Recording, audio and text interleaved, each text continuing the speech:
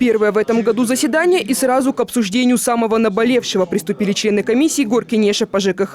На повестке дня вопрос, волнующий, пожалуй, каждого жителя, а именно качество работы предприятия «Тазалык». Причины, почему в столице беда с уборкой, глава «Тазалыка» Респект Сарпашев привел все те же. Мусоровозов мало, те, что есть старые, и постоянно выходят из строя. Те же, что худо-бедно на ходу, малогабаритные, потому с объемом мусора не справляются. Тогда зачем, возмутились депутаты, компания каждый год увеличивает свою абонентскую базу? При том, что общая сумма долгов как компаний, так и простых жителей составила 70 миллионов сомов дебиторской задолженности. Таким образом, виноваты бессовестные горожане. Из-за уклонения ими оплаты за уборку организации, переведенной на хозрасчет, не на что обновить автопарк и вообще приобрести все необходимое. Я вас спрашиваю, 70 миллионов, почему не собираете и не покупаете технику? Как вы будете обслуживать кредит? Как тогда ответьте, если человек не оплачивает, что мне делать? Мы исковое заявление пишем, в суды обращаемся. Понятно, отвечу. У нас никаких рычагов нет. Хорошо, физическое лицо пока оставим в покое. И юрлицо тоже. Что тоже? Ну тоже не оплачивают, мы исковое заявление. А вы зачем там работаете? Ну, меры принимаем. Слушайте, это все абстракция, меры принимаете. 2015 года мы около 1 600 000 уже. Уважаемые, на 4 миллиона вы приросли в минусе. Ну что вы? Ну вы же сами об этом говорите, не я.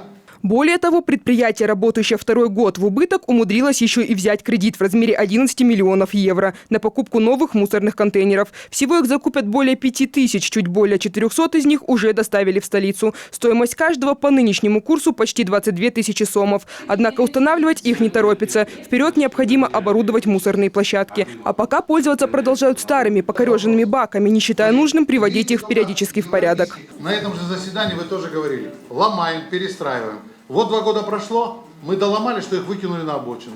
Завтра новые контейнера придут, вы снова их доломаете и скажете, ну мы же меняли, ну часть вот изменилась, смотрите. Вице-мэр Иркин Исаков, между тем, не считает, что долги горожан за вывоз мусора – это убытки. По его словам, пока эти долги не списаны, средства подлежат взысканию. А вот как, муниципалитет пока еще только придумывает. Один из способов, который предлагают столичные чиновники – это не позволять злобным неплательщикам брать кредиты. Для этого был заключен договор с бюро кредитных историй. Еще один из методов борьбы с должниками – это арестовывать через суд их имущество. По мнению Исакова, только с помощью таких жестких мер и можно вернуть деньги на счет предприятия.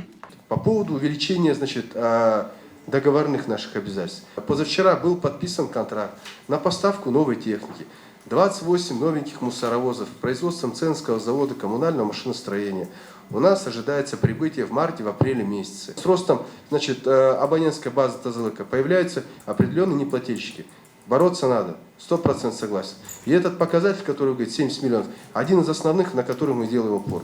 Только пока все эти санкции не больше, чем инициативы. Официально их еще не начали применять неплательщикам. А это значит, что долги так и не выплачиваются. Предприятие работает в убыток. В этой связи «Тазалыку» предоставили 3-дневный срок для подробного отчета о своей финансовой деятельности. Екатерина Ступкина, Манас Бакешев, МТС.